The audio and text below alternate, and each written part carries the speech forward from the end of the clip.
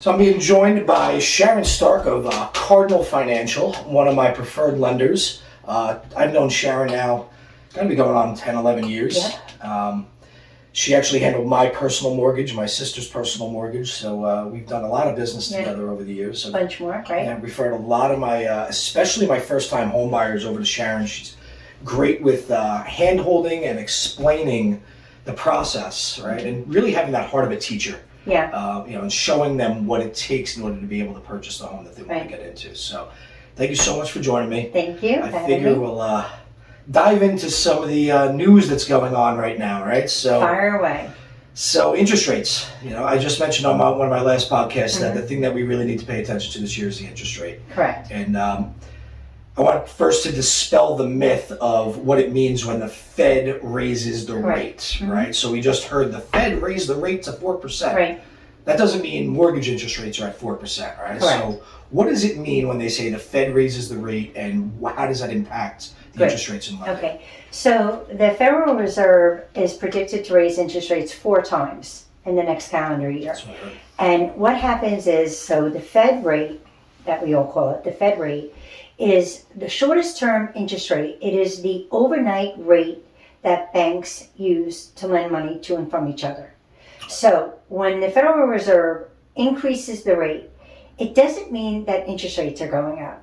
In fact, really, the Fed is something completely different than where mortgage rates are calculated and what drives interest rates, mortgage interest rates, higher or lower. So your mortgage rate is typically the longest term interest rate, 15-year, 25-year, 30-year mortgage. And what ends up happening is most clients get really scared when they hear that the Fed is going to boost up the Fed rate. It has nothing to do with your interest rate. It's completely different. What is going to drive interest rates up or down is going to be the bond market. What drives interest rates from the bond market up or down are economic news events that we're all experiencing right now and that we're hearing about right now. The worst thing that can happen for mortgage rates is what we've been dealing with for the last several months, inflation. Inflation is the enemy of mortgage rates. Inflationary concerns will drive interest rates higher. It just stops there. Talk to me as if I know nothing about this. Okay. Right? So what does it mean the bond market is affecting the interest rate? So people are buying bonds, so therefore the interest rates are going up? The bond market is not affecting rates. The bond market, or mortgage-backed securities. So it's confusing for first-time home buyers and even move-up buyers and even real estate agents, is because there's a lot of lingo that we use as mortgage loan officers as we talk back and forth to other loan officers or in our team. And it is a big misinterpretation what the average consumer takes that or how they interpret that. Right. So the bond market is where we go to follow if mortgage rates are moving up or down. Okay? So economic news events will change daily. So the bond market is exactly the same in the sense of the activity, or a living, breathing market every single day. From the moment it opens until the moment it closes on a daily basis, it's a live market, like the stock market. So the stocks are it's very fluid and could be very volatile. So stocks are going up and down. Kind of like watching airline prices, right? It's one price versus in the afternoon. And on a given day, if you buy your tickets on a Sunday night, it doesn't really work that way. So as loan officers, we will follow economic news that's coming out. We already know what is going to come out every Monday morning as economic news reports are released. Unemployment numbers, consumer confidence numbers. But it's a lot to digest. Right. It's a lot for the average consumer. We have experts. Every loan officer out there has a platform that has been watching interest rates for decades. So every year in the past, whether it was a recession, whether it was high inflation, whether it was a presidential election, whether unemployment was crazy, all of these news events are going to affect interest rates. But it's not a square peg and a square hole. We just have years of economic data based on how the market reacted when those events happened and where we are today and how we can predict the market is going to move. It's pretty cyclical. It's not that you can have a crystal ball and predict exactly where it's going to go. Never. But you see trends, right? Yeah, exactly. You see trends, and you can follow those trends and figure out, hey, based on what it looked like back then, and we're kind of sitting in the same boat, 100%. right? So let's talk about then, what did it look like back then? How long have you been doing mortgages, and what were rates? When you started, what are the highest rates you've seen? We've seen it all. We have seen it all. But I want to circle back just to one quick thing. So, before COVID, and I tried to get through this meeting today without saying COVID, but before COVID, again, the news reports were repeated over and over and over. We knew what was coming. But we could all agree that, 19 months ago, did we ever think that global pandemic would be part of our conversation on a daily basis? So, in terms of what we've seen before COVID, we saw it all. We saw interest rates, double digits. We saw interest rates north of 5%. When interest rates were in the 4s, people were doing cartwheels. It was amazing. Interest rates were never that low before. Then we saw interest rates even go lower and lower and lower into the 2% range. There was a point I remember saying all the time, they can't get any lower than this. Right? And then it was like we were crying wolf, lying to the consumer, right? Like, well, there's no way they can go down, and then they went down again. It was like, how is this even happening? And the funny thing is, they would go down, and the consumer would ask, do you think they'll go down anymore? And they'd be like, how low do you want them? Exactly. So that brings us to where we are today with a margin of uncertainty of where interest rates will end up, whether it will be 30 days from now or 90 days from now or 6 months from now. What the advice we're giving to clients is try not to think about the rate, and I know that's going to get a lot of kickback. Right. Try not to think about the rate. Try to think about the payment, because we can do a side-by-side scenario of where rates are and where they think going to be worst case scenario. If you're buying a house today and you're the unluckiest person I know, I'm going to give you a spread of interest rates, a half a point spread, 3.6, 3.7, 3.8, 4%, and I'm going to lay it out for you. Show you what that payment looks like. 100%, right. So at the end of the day, we're not looking at a significant difference, obviously, when the eighth of a spread. When that goes up from a 3.7 to a 3.8. Don't ask me. You're going to say, what's my payment? I'm going to say probably about 25 to $40 a month difference, depending on your credit score. And a conforming loan amount, obviously. So if you're a super jumbo and it's more than $1 million loan, you're talking about a difference of $500 a month. Right. But you're buying a $1.6 million home. Right. $500 a month increase in payment may not be something that we just saw. About. I mean, I don't know if you looked at the exact numbers, but it was like 2016 average sales price in Suffolk County was something like $380. Right. And then 2019 it went to $480. Right. And right now it's at $525 average sales price in Suffolk County. Correct. Right? So I do a bit in Nassau County. All right. My team does more in Nassau County, where their average sales prices are hitting $650, $680 over in Nassau County. So it's not that far fetched to be looking at the $1 million home, $1.2 million home, right? And selling a lot in that range right now. But the first time home buyer, typically, we're looking at $500. Yeah. On average, right? Like, would you ever have thought that? No. I had a conversation with it was Jeff Jimenez when we were on the golf course, right? And said, the average home price has now just increased. We've set a new standard as to what the average home price is going to be on Long Island, and you're not going to find the $250,000, $350,000 home anymore. No. Right? I have one coming to the market.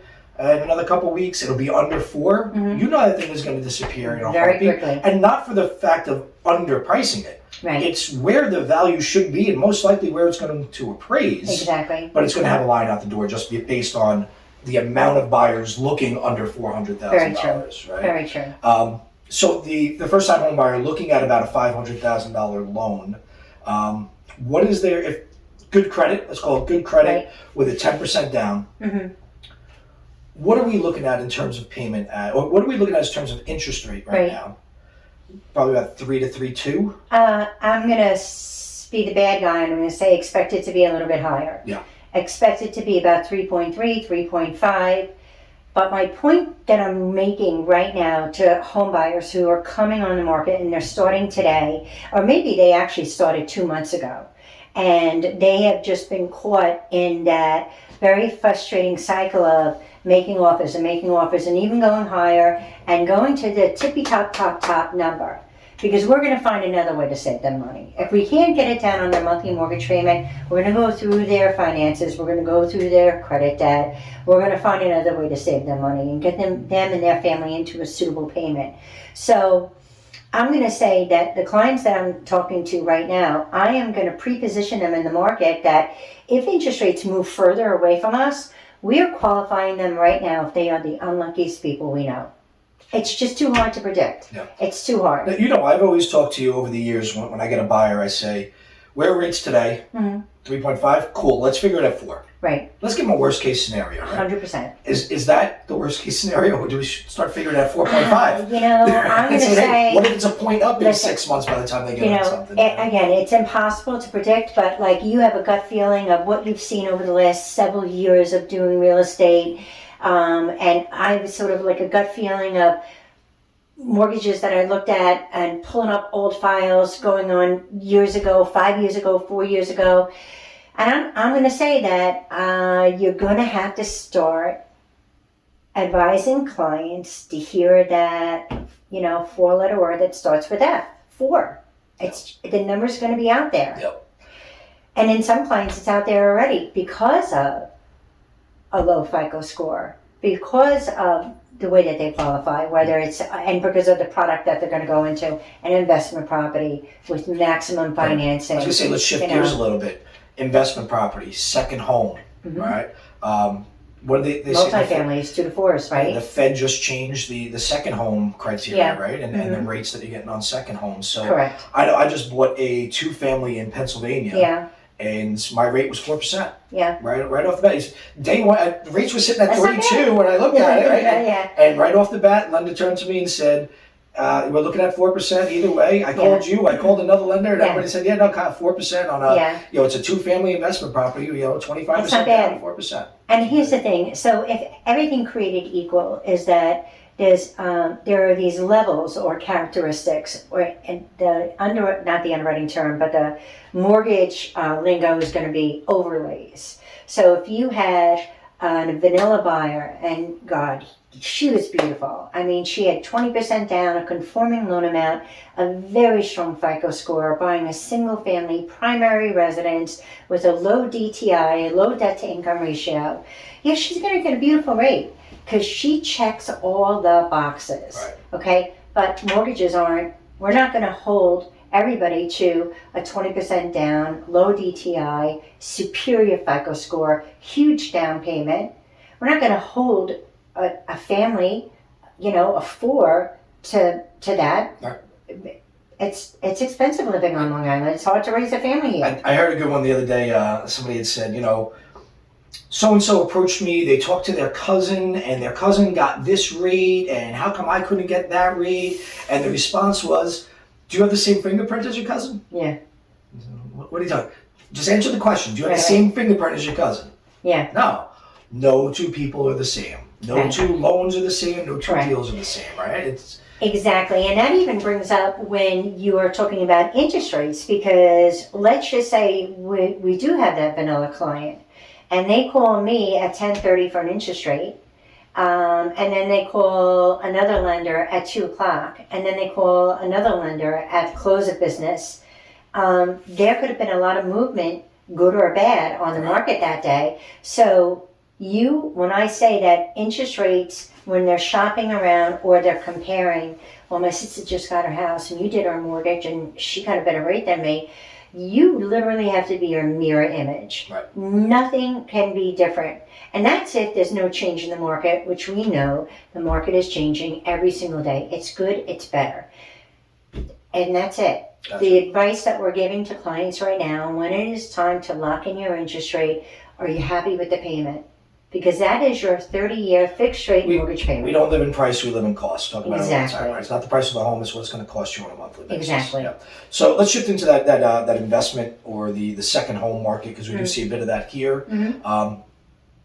I had 37 listings last year. 31 of them relocated off Long Island. In 12 years, I usually help one or two people. Shocking. Not surprisingly, but shocking. Moved off Long Island, majority down to North Carolina, South Carolina, Tennessee, a Yep. couple to Florida. The random stragglers went to Maine and New Hampshire. Yep. We don't talk about them, they like the cold. But for the most part, they are looking in those areas for investment opportunities and either buy that second home like I did as investment opportunity, or they end up moving to those areas. Right. So what do rates look like? What does it look like? How is it different than buying your first home when you're looking at your second home? Okay, so there is again an overlay, because we're adding a risk factor when you're purchasing an investment property, which means that you are qualified. When you purchase an investment property, we will qualify you based on the rent roll of that unit. So if it's a single family, two family, three family, you have a mortgage payment, your principal and interest, taxes, and homeowners insurance, and that's your monthly expenses. And then we qualify what the projected rental income is going to be for all those, let's say 3 units. We take a percentage of the gross rent, and as long as it covers your mortgage, typically you qualify, okay? Even if their rental value is a little bit low, if you can carry just the difference, you'll qualify. So this is what happens most of the time with investment properties. One is there's a larger down payment. If you want to get a good rate, you're going to put down 25%. With a single family investment home, you could put down a lot less, but you're going to get hit hard on the rate. But that's when we talk to clients about, well, let's see what the projected rent is. Because if your tenant is going to pay the rent, and you can get in with less money down and a higher interest rate that's fixed for 30 years, then it might make sense to hold on to some capital and not put it all down. Yep. And again, that's what's important with consumers. Consumers and investors have to know. They have to ask for all the options. You have to say, is there anything better I can do? And better is a very vague question. Because better for me sometimes, when I talk to a client, they have no idea that was even an option. Gotcha. So it's like good, better, best. What's good enough? What's just going to get the deal done quickly? Don't complicate it. Very checkbox. Check, check, check. Now what if I did X, Y, and Z? Exactly. What if I put more money down? What if I paid something off? And everybody's different. So you're going to have an investor that has going to want to hold on to, as a repeat investor. Let's just say somebody who's buying up these multi-units and second home, like I don't want to say second home, but vacation homes in these nice areas, and they're going to use them to rent them out. So that investor is going to want to hold on to his capital. He's not going to want to put all of that in there. If he could get in with less money down and still have a comfort level that the rent he's going to bring in for that property is going to cover his expenses, why not? Big one out there right now is short-term rentals. Yeah. Airbnb style, VRBO style properties. Yeah. And you just said something there, second home, vacation home, right? Yeah. So there is a difference, right? Yeah. When you're getting your mortgage. Yes. And certain parameters that you have to meet in order to be qualified as a second home or a vacation home. Second home is much more affordable than it is on it's closer to a primary residence than it is to an investment property. So in terms of interest rate, in terms of what you can put down. Correct. Right? It's much closer to a primary residence. How does that property qualify as your vacation home or your second home? Geographical pocket, so it has to make sense. You can't own a property that is in Manorville and buy a second home in Sag Harbor. Sag Harbor might work, no? It's the Hamptons. It's very hard with that. I was going to say, living in Patchogue, I'm not going to buy one in East Patchogue. We're obviously using that as an investment. It is very hard with the properties, geographical pocket. What about, and I don't know if you know, but what about living in Patchogue but having something on Fire Islands? That's been done. Right. So yeah. So again, not square peg and square hole. Exactly. Right? Everything depends. And that's when you say, well, what are my options? What are my other options? Yeah. Because it's most of the time, what a lot of clients don't know is that very rarely in an extreme case, is it going to be a hard no? Just like, nope, you can't do that. It's going to be a let's figure this out. It's going to be like, well, if not now, it's, it's so with first-time home buyers too, when we talk to them about their score and their savings, it's not a question of if, it's just a question of when. So we have to make some corrections, or we have to change things around a little bit, and that's when it'll happen. Very rarely is it a hard no forever. Like, yeah, no, you're never going to do it. Gotcha. I've never said that in all the years. Let's talk a little bit then about what we're seeing right now, right? Because I was working a good amount of buyers last year. Yeah. My team handles my buyers for the most part. Now I'm looking at I've got 2, maybe 3 buyers I'm working. Yeah. And usually we do slow down in the winter. Usually we do slow down around the holidays. But typically that's when I see more buyers come out and say, hey, I'm thinking about buying this year. And I'm not getting those calls. What do you see? Yeah. Is the demand slowing? No, I think, I'm going to sit straight into the camera. I think the buyers are still out there. They're out there. I think the demand is still there. Where are you, buyers? Come on, give me a call. I think the buyers are still out there. But they're going through, they're recovering right now from the last several weeks of a very emotional roller coaster, a very frustrating process. Several weeks, I'm calling several months. Well, yeah, I can only remember so much. Yeah. So with these families, and these families that I've been working with, they've been in it for 9 months, 12 months, a year, and it was very emotional. It was very frustrating. They're good, qualified buyers. Yeah. They've got strong FICO scores. They've got their down payment saved, and they are just getting beat out by excessive over-the-top offers and terms with clients that who maybe have family members that can just help them with a significant more down payment, appraisal waivers, a lot of letting go, a lot of contingencies. Big influx of cash over the last 2 years, right? And let's think about that. When in a normal environment, when have we ever really seen that? That was like a gift when we got an all cash buyer. You said before, let's not say COVID, right? But there is this pre-COVID, post-COVID, right? It's this, 100%. We're going to call it PCAC, right? Pre-COVID and after COVID. Pre-COVID, and I know you handle a lot of it. My bread and butter was FHA, VA, 3.5% down or nothing down on a VA with concessions, right? Meaning the sellers would be able to pay some of the closing costs. Can't roll them into the loan, but the sellers would pay some of the closing costs there. That was my bread and butter. The conversation was, let me show you how you can buy a home with what you have. Now the conversation with those same buyers is, let me show you why I can't get you into a home. Yeah, very sad. Right? Because the competition out there is just fierce. And I try to think of my position if I were a listing agent and I have a responsibility to my seller to get the right terms and the right offer. I'm not a real estate agent. I couldn't pretend to be a real estate agent if I had to. And I understand that, but I think the challenging part of trying to calm down my buyers is that they are excellent buyers. When I tell you, they have submitted their tax returns, their pay stubs, their bank statements, their W-2s. We have put the file through underwriting. There's not going to be a surprise of a child support garnishment. We've already done our due diligence and hopped onto Suffolk County website. We're getting ahead of the title search to make sure no parking tickets come up on that. Practically commitment in hand, right? It's not practically. It is assured commitment in hand. Right. So the only thing that we can speak of is, well, what you sold it for, will it appraise for that? Right. And there comes the conflict of appraisal waivers and setting these contingencies. But if there's no concern with the appraisal value, and you're looking at a strong offer, and you know that lender, and it is a strong offer. Yep.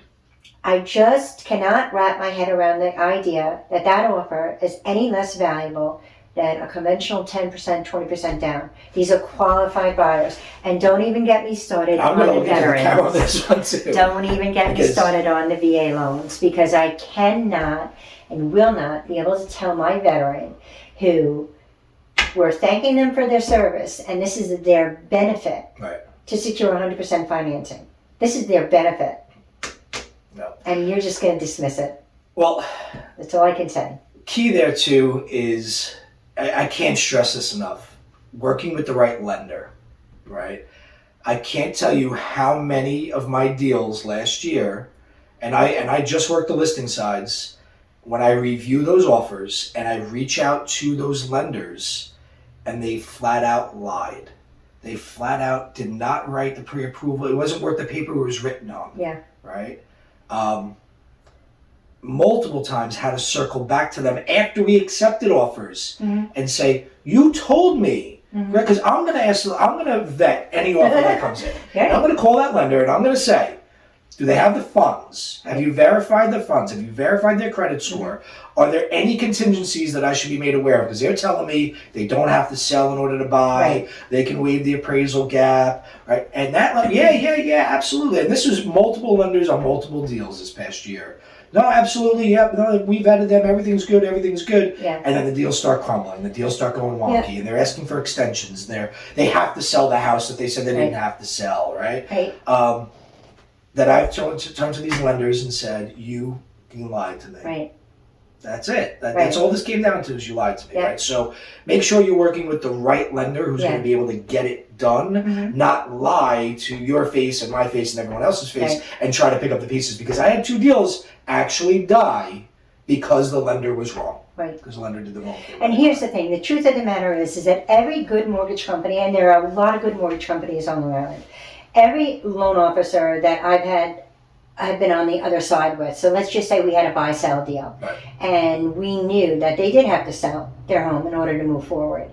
And I would say, okay, well, so you listed your home and you secured an accepted offer and your buyers have an approval.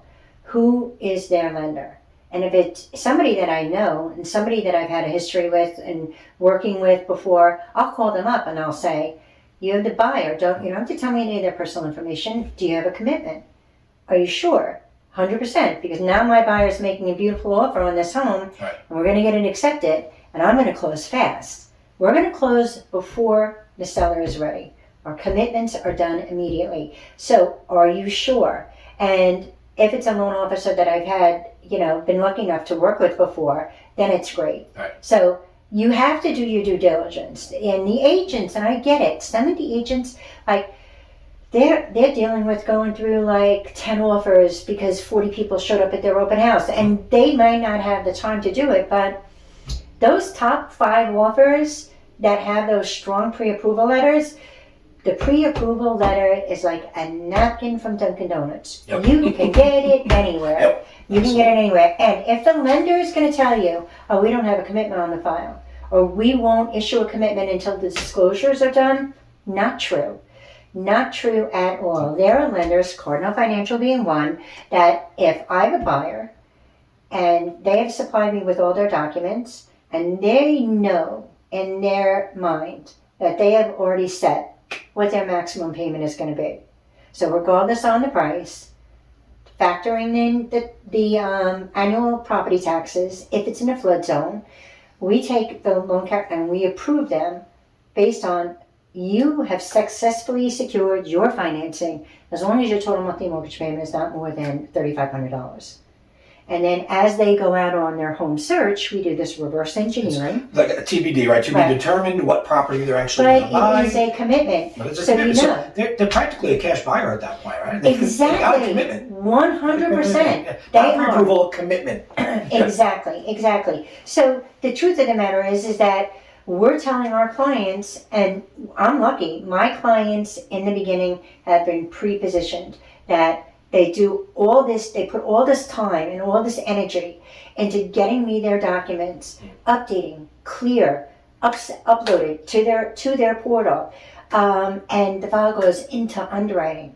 They have successfully secured their financing. There's not going to be any surprises. All we need now is the appraisal and the title report. Appraisal, title, they secure homeowners insurance, that's it. We're done. No. That is it. And every lender should be doing that. Yeah. Every single lender should be doing it. And if you're not, then get with a different company. Cardinal Financial. Get with another company that's doing it. Yeah. I've had conversations with multiple lenders over the years, and I usually sit down with them and I say, first off, you're not going to tell me your bank does anything different than the banks that I already use do, right? The products are the products.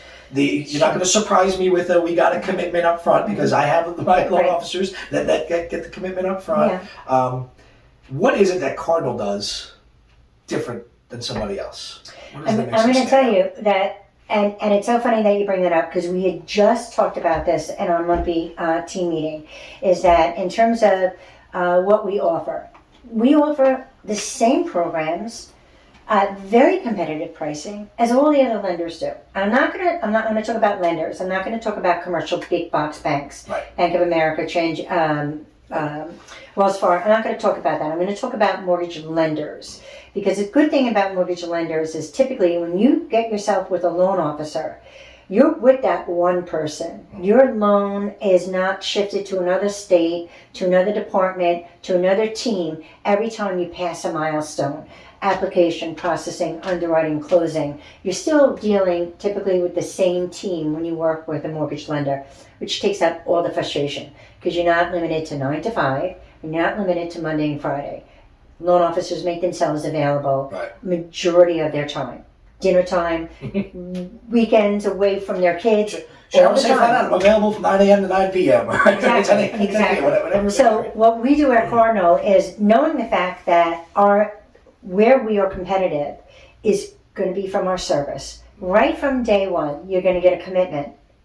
And then it's all about education. It's all about making sure that, imagine you meeting with a seller or a buyer, and after meeting with you and talking to you, that they have an overwhelming sense of confidence that they are making the right move with you and the right move with their financing.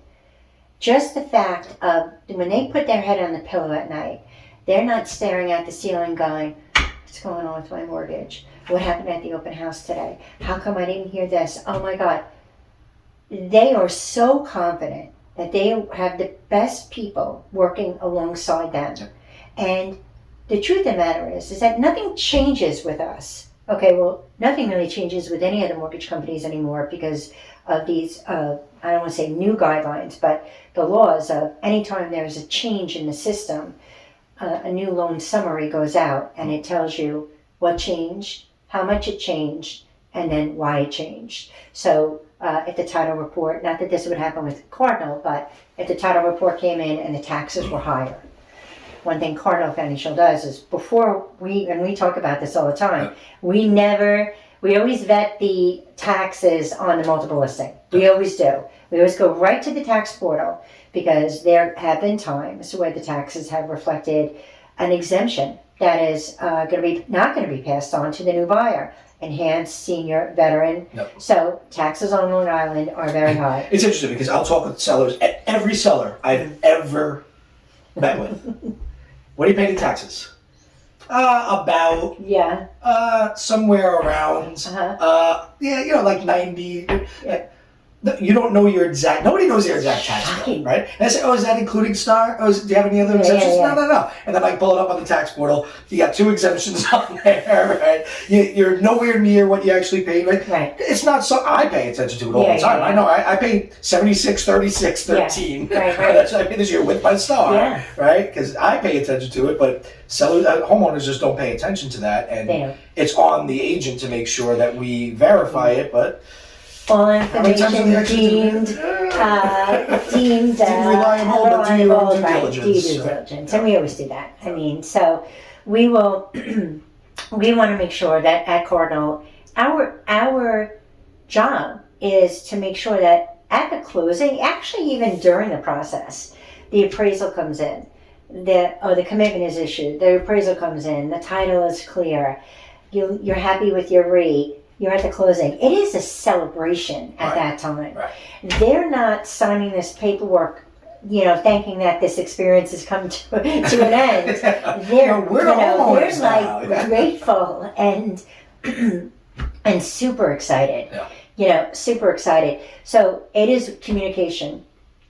Any method of communication that accommodates our clients. Text, video, Zoom calls, face-to-face. With proper being sure we're very respectful of each other, emails, whatever method of contact, it is the update.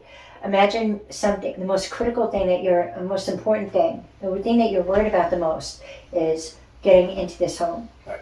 And getting these friendly little updates and communication. Yeah. Communication's key. It is. Said earlier, no two thumbprints the same. And Yeah. that's the difference, especially working with you, is I know I have the right person. The buyer knows they have the right person, right, handling it, making sure that we're going to get the deal done. And the level of service that we bring, that you bring, that's what the client, it's hard because they don't know what to expect. Yeah. This is their first time doing it, right? So if they get subpar service, do they even know it was subpar service? Yeah. They're going to know it when I'm going, this doesn't happen with my lender. Yeah. I don't know why you decided to go with this one, right? And it's almost a disservice too, because if they Google buying my first home, they are oversaturated with so much irrelevant data that they just, after the first 10 minutes, then they just close the screen out and walk away. Yeah, right? Keep it super simple. Here's what you can get approved for. Here's what you can afford. Here's what you should go look at. Let's not look any higher than this. It's the same thing when you're talking to a new buyer or a seller. It's setting realistic expectations, asking them right up front. Like, what are your expectations? You know, this is a question that I ask every single client, first time home buyer or move up buyer, investor, anybody.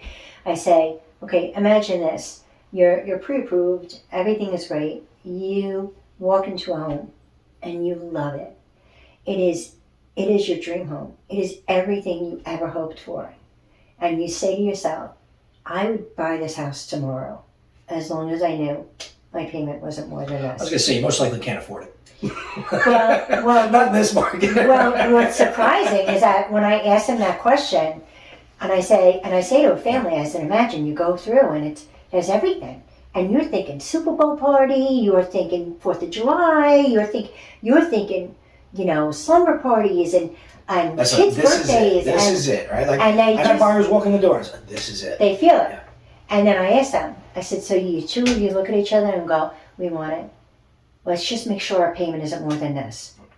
And I go, what do you think that payment is? And they go, we don't know. And I go, okay, that's where we're going to start. And that's when I sit with them at first and I say, really, you need to be meeting with the loan officer first, because what you think you can afford is usually different than what the bank is willing to lend you. Right? So let's make sure that what you think you can afford, it falls in line. Yeah. And let's do a budget. Right. Right? Because you're telling me, and here's what I like to do. Husband on one side, wife on the other. Spouse on one side, spouse on the other. Right? You right here, you right there. Write down your budget, right. And let's say your payment's $3,200 a month on your mortgage, taxes, insurance. Let's include that in there. Right. How much is left over at the end of the month? Yeah. And he's usually negative. And she's usually got $3,000 still available somehow, right? Yeah. But you know, we come up with these strategies. Like, so they'll even come up with that number, and they'll say, and so, you know, Sharon, no more than 3,000. That is not a nickel more number. That's what we talked about it, no more than 3,000. But every house that we're looking at is like 3,100, or 3,200, and we're so close. Right. And we look at their credit report and we go, listen, instead of financing more through a mortgage or putting that much more down, so you're going to put 25% down. In order to make the numbers work for you. Let's do this. Let's put 20% down, and that extra 5%, we're going to eliminate all your credit card debt. And you're going to save more with that than you would have if you... Can we eliminate $200 worth of credit card debt? Yeah. Okay, cool. You can afford $200 more on it. Exactly. Right. And it's not going to cost you what it was going to cost you in down payment to get that number to work. And it's funny because families today will come in and the first question they ask is, well, what's my max? So then we go through that exercise of, well, what's the max am I willing to lend you, or what's the max that you can actually afford? Right. So, well, and it's a trick question because families will come in and they'll be like, what's our max? Like, it's like almost like an ego thing. Like, and I say, okay, well, I'm going to do that for you. I promise. Before you leave today, I'm going to tell you what your max number is. But let's talk about what you think is going to be suitable for you and your family. You have young kids, and I raised 3 kids on Long Island. You did too, right? No. Very expensive. I'm still in the process of raising them. No kidding. It's not cheap. And then the grandkids come along and you spend a fortune. So my point is that we'll go through that exercise, and again, you have a great buyer and good income and great FICO score, and they're going to be shocked to know that the bank could give them a mortgage that's $900 a month higher. And then you sort of see the color drain from their face going, well, we don't want that mortgage. And I said, that's right. Because when you're eligible, it's one thing. But when you're suitable, it's something else. Yeah. It's sort of like going to the Chinese food place, like the all you can eat when they were open. Just because you can sit there and eat all day that doesn't mean you should. Just because you can get a higher mortgage payment doesn't mean you should. Yeah. So we always circle back, and that's why it's critical for me to always get that max number from them, because when their payment creeps a little higher, a little higher, a little higher, and yes, they are qualified, and yes, they will secure the financing for a payment that's $300 or $400 or $500 more. But it's my job to just circle back to that number and go, when we first started, you guys said this is what I can afford. You could go $3,000 a month, and now we're coming north of $3,300. So let's just look at our credit. Let's just really talk about this. Let's free up some money somewhere. Exactly. Vice versa. What do you do when you have that buyer comes in, sits down, and says, "I'm thinking $2,100 a month, $2,200 a month," knowing that our average sales price is going to be $500 on the island? And it's super simple. So the first question I would ask them is, what geographical pocket are you looking in terms of what neighborhoods? And then I say to them, have you saved anything? Have you seen anything online that, not that you want to run out and see it tomorrow, but just is interesting to you? That maybe you and your family said, when we're ready, this house would be perfect. Maybe it's a house that's even got sold 2 months ago, or something that's already, when you know it's unavailable. But you want to save it on your phone because when you are ready, you want to go to the agent and you want to say, I want a house just like this. This is the type of house I want. So that's what usually I'll say. When they say to me, and I say to them, what's your max payment? And they say $2,000. And the houses that we like have $9,000 a year in taxes. So I do it old school. I take the piece of paper and I go $2,100, and then I minus out $750. Then I minus out about $120 for homeowners. And then I do, if they're putting down less than 20%, I'll do an imaginary PMI, and then I'm left with the principal and interest. Right. And then we do the hard math, not the hard math, but hard for me, because that's when they get very sad. That's when they realize. Yeah, and it's sad, and it's like, because then they realize. So it's all about, again, expectations, pre-positioning. And let's just say that buyer was a $2,100 suitable payment, but he could qualify for $2,800. So then what do we look at? Maybe we look at an accessory apartment. Maybe we look at his wife who's not on the deal because of bad credit and, so maybe we can't use her income. But there are some great first-time home buyer programs out there that we have strategies that we could sort of entertain, But again, like you said before, it's never the same. No one is ever a mirror image of another situation, a buyer or a seller. You run into it all the time. You sell a house, and the house 4 doors down, his house sold for X dollars, and now you're trying to tell your seller, would-be seller, why your home is not going to sell for that. Right. Nothing is ever a mirror image, and that's what we have to educate. Absolutely, and I think that's what it comes down to, right? Is educating and setting expectations. Yeah. Right. So that's my initial contact with any buyer is not running out and seeing a house right away. Mm-hmm. Okay. It's let's get in the office. Let's sit down. Let's talk about the process. Right. I've been saying lately too. Let's talk about your options, because people don't like to hear process, right? Process is speed bumps. Yeah. Process is headaches. Process is obstacles. Yeah. Options are opportunities, right? So let's discuss your options. Right. But your initial setting that expectation of what do prices look like on Long Island? Right. What does that cost on a monthly basis? Yeah. What do you need to be making in order to afford that? Yeah. I had a buyer of mine get very upset saying, my husband makes $8,000 a month and we can't afford this house. Well, not for nothing. There are people living on Long Island making $500,000 a year that can't afford the house you're looking at because the taxes are $21,000. Right. So there's a lot of variables out there. Let's set the expectation. Let's show them right from the start. And I find that what I do, again, from day one, and it seems counterproductive, but what it does is it opens the eyes of the home buyer. Is when you introduce me to a client, and after I talk to them over the phone, we're going to send a little profile sheet, we're going to send some instructions, but before I even get any information back, I ask them to send me just 2 or 3 homes that they're interested in, that they might have saved. Maybe those houses aren't even on the market, but they were interesting to them. Okay, because then when they do send me their profile sheet, and on that first question is, like, what do you feel is your max payment? Like, what would make you comfortable? Listen, many young home buyers today are too young to be working to repay their mortgage and not have a life. Right. So they have young families, they're not going to devote every weekend to an overtime shift. They're not going to devote every weekend to getting a second job. We want to make sure that the mortgage that they're going into is a suitable payment. It's different than what you can afford, and it's different than what you can qualify for. Those are 2 different numbers. It has to be suitable. We're doing a huge disservice if you don't do that. And if it's not here, right, because I get all the time, I don't want to live in this place, that area, no, that wouldn't work for me. I don't want to be in a condo, I don't want to be in a co-op, right? Well, this is what you can afford geographically, this is what you can afford, based on what you're approved for.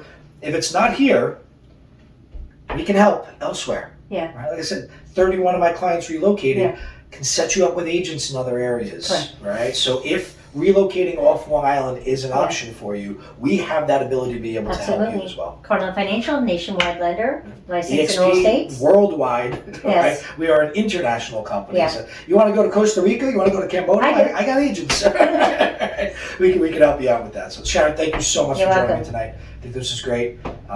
We'll do a couple of these throughout the year, and just keep tuning in. Thanks for watching. Make sure you hit that subscribe button and click that little bell so you get the notification every time I do a new video. Great. If there's anything that we didn't talk about that you'd like us to cover, just let us know.